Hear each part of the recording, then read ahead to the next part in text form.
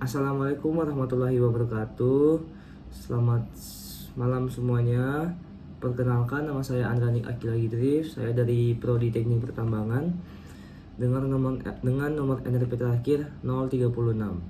Baik, pada pertemuan kita kali ini saya akan membahas tentang bab 13 yang materi ini memaparkan tentang erosi massal atau mass wasting yang terdapat pada bab 13. Baik, kita masuk saja pada materinya. Yang pertama, apa itu erosi massal? Erosi massal adalah proses turunnya material seperti tanah atau batuan dari lereng secara serentak akibat gaya gravitasi. Proses ini merupakan bagian dari proses permukaan bumi bersama pelapukan, erosi dan sedimentasi.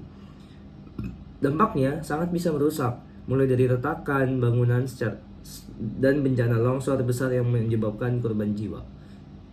Selanjutnya, faktor-faktor apa saja yang mempengaruhi longsor?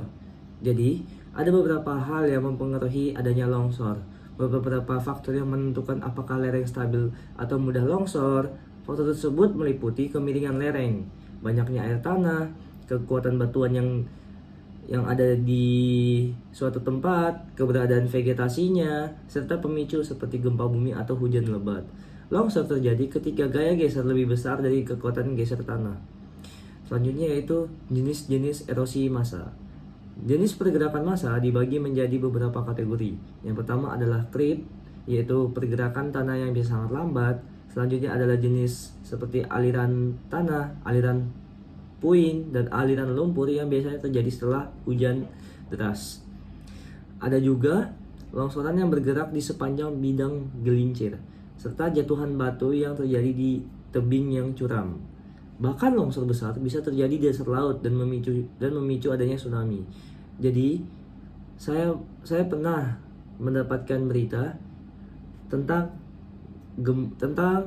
gempa yang mengakibatkan longsor bawah laut sehingga terjadinya tsunami. Itu pernah terjadi di Kota Palu, yaitu pada tahun 2018. Ada juga beberapa contoh nyata kasus longsor. Contoh nyata kasus longsor terbesar yang ada itu pernah terjadi di Kota Peru pada tahun 1970.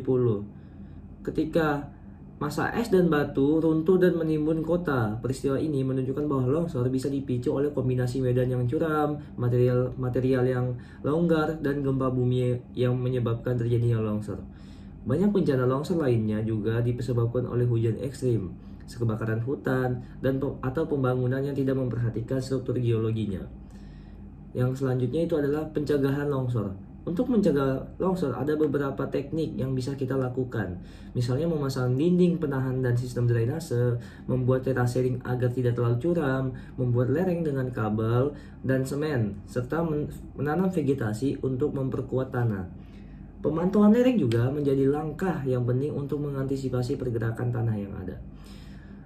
Demikian pemaparan yang bisa saya sampaikan tentang erosi massal. Intinya, longsor adalah proses alami, namun dampaknya bisa sangat dikurangi dengan pemahaman geologi dan penerapan teknik mitigasi yang ada.